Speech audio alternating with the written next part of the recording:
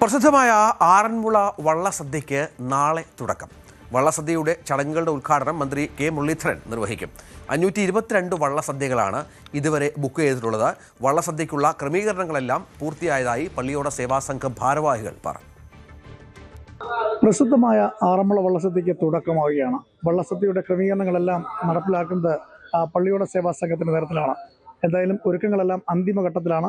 പള്ളിയോട സേവാസംഘത്തിന്റെ president KV സാംബദേവനാണ് നമ്മോടൊപ്പം ചേരുന്നത്.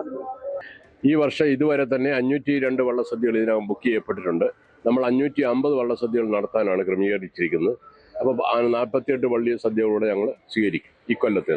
ശരാശരി 55 ദിവസം വള്ളസദ്യകളുണ്ട്. ശരാശരി 10 സദ്യ എന്നുള്ള കണക്കിലാണ് ഈ 550 എന്ന് ക്രമീകരിച്ചിരിക്കുന്നത്. വള്ളസദ്യ എവിടെയൊക്കെ? ക്ഷേത്രത്തിലെ അവിടെയും ഒപ്പം ഈ പാഞ്ചജന്യം ഓഡിറ്റോറിയത്തിൽ എങ്ങനെയാണ് ക്രമീകരണം?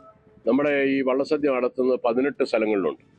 10 എണ്ണം ക്ഷേത്രത്തിനുള്ളിലാണ്, മുട്ടുപുരകളാണ്. 8 എണ്ണം പുറത്തായിട്ടുള്ള സദ്യാലയങ്ങളാണ്. അത് കൂടാതെ 2 സദ്യാലയങ്ങൾ ഈ KSRTCയിലെ ബഡ്ജറ്റ് ടൂറിസം പ്രമാണിച്ച് ആ വണ്ടി വാഹനത്തിൽ വന്ന് പഞ്ചപാണ്ഡവ ക്ഷേത്ര ദർശനം കഴിഞ്ഞിവിടെ വരുന്നവർക്ക് സദ്യ കൊടുക്കാനായിട്ട് ഇവിടുത്തെ ഒരു ഓഡിറ്റോറിയവും 300 രൂപ അടച്ചിട്ട് ഈ സദ്യ വിഭവങ്ങൾ ആസ്വദിക്കാൻ വരുന്ന ആളുകൾക്ക് ഇവിടെ തെക്കേ നടയിലുള്ള മറ്റൊരു സദ്യാലയവും ക്രമീകരിച്ചിട്ടുണ്ട്. അങ്ങനെ ഒരേ സമയത്ത് 20 സ്ഥലങ്ങളിൽ സദ്യ നടത്തുന്നതിനുള്ള ക്രമീകരണങ്ങൾ ആദ്യമായിട്ട് നമ്മളിവിടെ ചെയ്തിട്ടുണ്ട്. ഒരു ദിവസം എത്ര പള്ളിയോടങ്ങൾക്ക്? 20 പള്ളിയോടങ്ങൾക്കാണോ? 18 പള്ളിയോടങ്ങൾക്ക് വരെ ഒരു ദിവസം സദ്യ നടത്താം. ഇപ്പോൾ 15 എണ്ണം വരെ എടുത്തിട്ടുള്ളൂ. ഇനിയുള്ള ഓണക്കാലത്ത് വരുമ്പോൾ അത് 18 ആയിട്ട് വർദ്ധിക്കും. കൂടുതൽ പേര് വള്ളസദ്യ ബുക്ക് ചെയ്യാനും വരുന്നുണ്ട്. കൂടുതൽ പേര് വരുന്നുണ്ടെങ്കിൽ 550 എന്നുള്ള ക്രമത്തിൽ ഞങ്ങൾ നിർത്തണം. 550 നടത്താവുന്ന നല്ലൊരു നമ്പർ.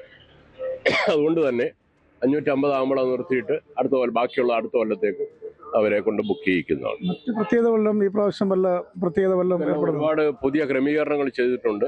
ക്ഷേത്രത്തിനുള്ളിൽ തന്നെ ആവശ്യമായ കൈ കഴുകുന്നതിനുള്ള ടാപ്പുകളുടെ എണ്ണം വളരെയധികം വർദ്ധിപ്പിച്ചു.